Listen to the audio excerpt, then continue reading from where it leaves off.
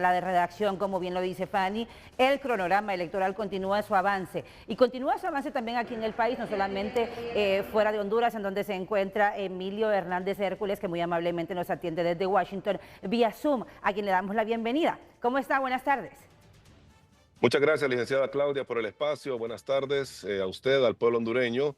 Nos encontramos el pleno de comisionados aquí en la ciudad de Washington atendiendo una invitación por parte de la Fundación Internacional de Sistemas Electorales para poder hacer una evaluación y observación de lo que fue el proceso electoral que vivimos el pasado martes, y aprovechamos para poder sostener reuniones con entes que también se dedican a lo que es la fiscalización electoral. Me refiero a la Comisión Electoral Federal de Estados Unidos, que tiene retos y que son similares a los que tenemos en Honduras en cuanto al financiamiento electoral que vemos día a día en la campaña. Me habla usted de financiamiento electoral y es un tema que yo puntualmente quiero preguntarle, porque desde el pasado 16 de abril, ustedes como Unidad de Política Limpia, mejor conocida así, han enviado su presupuesto de más de 100 millones de lempiras hacia el Consejo, o en este caso al Congreso Nacional, para el funcionamiento. Es la unidad encargada de verificar que los fondos que se utilizan en campaña son fondos lícitos, son fondos transparentes, son fondos que corresponden a un apoyo electoral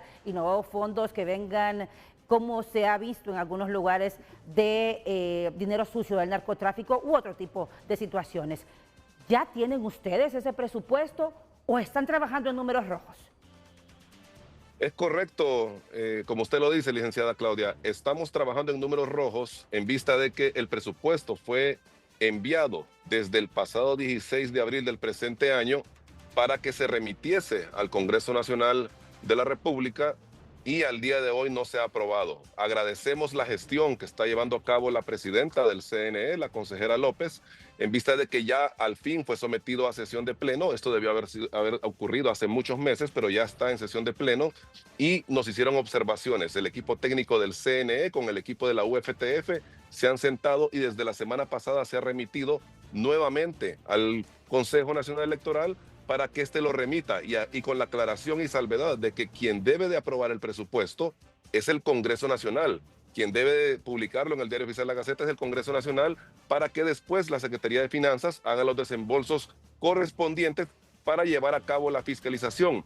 ¿Y por qué le digo que estamos actuando en números rojos? Lo decimos porque tenemos ya programadas a las actividades de fiscalización los proyectos electorales de la unidad, que debieron haber arrancado desde el mes de agosto para poder fiscalizar in situ, con la concurrencia que manda la ley, las actividades que vemos cada fin de semana. Esto sin menoscabo del monitoreo que realizamos día a día por parte de la unidad de cada una de estas actividades en base al acuerdo 001-2023, en la cual se nos faculta a monitorear a cada uno de los movimientos internos que vemos en acción todos los fines de semana, y poder cuantificar cada uno de los gastos que están llevándose a cabo por fuera del periodo de campaña. Me refiero al periodo que estamos viviendo en este momento. Abogado, ¿qué significa trabajar en números rojos? ¿Parará la Unidad de Política Limpia de trabajar por falta de presupuesto, sí o no? Estamos trabajando, estamos llevando a cabo los monitoreos, estamos llevando a cabo las capacitaciones que tenemos que llevar a cabo a cada uno de los partidos políticos. No es como se ha proyectado en vista de que estamos utilizando presupuesto ordinario. Estamos utilizando también colaboración de diferentes organismos internacionales, como lo es USAID a través de IFES, como lo es la Unión Europea a través del PNUD, y también estamos utilizando el apoyo de los aliados estratégicos, como son los amigos de sociedad civil, que nos ayudan mucho con la veeduría.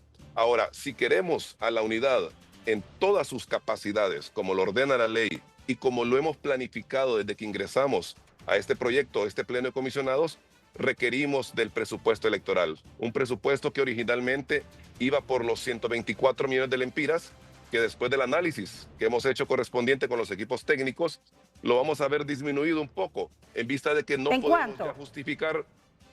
El presupuesto de la unidad va a disminuir aproximadamente en 15 millones de lempiras, en vista de que muchas de las actividades que teníamos programadas pues ya pasaron las fechas, que era agosto y el mes de septiembre y algunas de octubre todavía. 109 millones entonces serían. Va a andar por los 109, 110 millones de lempiras, lo que se va a remitir al Congreso Nacional. Una vez que el Congreso lo revise, la Comisión de Dictamen lo remitirá a la Secretaría de Finanzas para que lo analice también y posteriormente sea aprobado.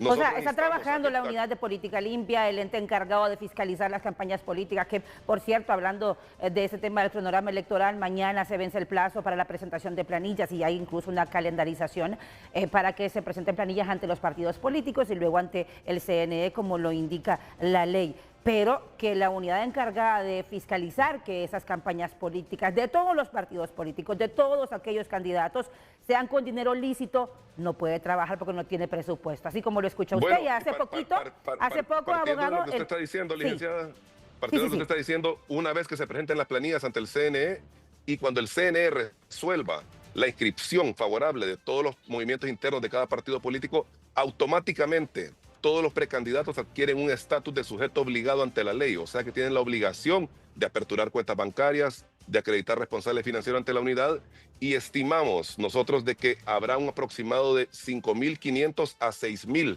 sujetos obligados, me refiero a los precandidatos, 5.500, 6.000 candidatos que deberán ser objeto de fiscalización por parte de la unidad para que ellos puedan rendir cuentas correctamente. Lo que buscamos nosotros, a final de cuentas, es la rendición de cuentas que puedan acreditar el origen de los fondos que van a ser utilizados en sus campañas, determinar que sean de origen lícito, que sean de origen cierto, para que ellos puedan cumplir con el procedimiento que ya manda la ley.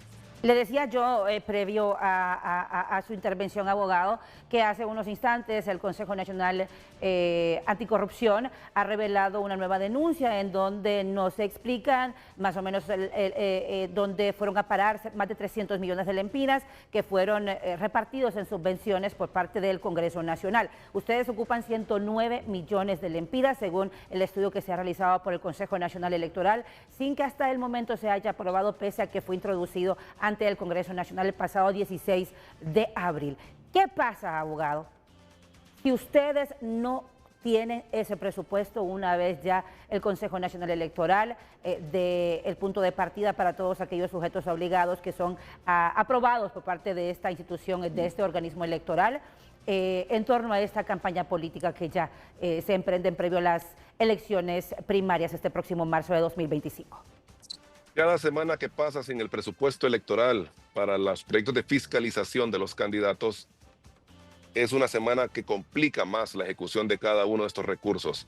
Tenemos que hacer procesos de licitación para poder adjudicar sistemas, tenemos que contratar personal técnico especializado en la materia, tenemos que ir a los departamentos a realizar las auditorías in situ en la concurrencia que manda la ley y posteriormente realizar todos los informes de auditoría con la auditoría documental para poder tener la certeza de los fondos que están utilizando.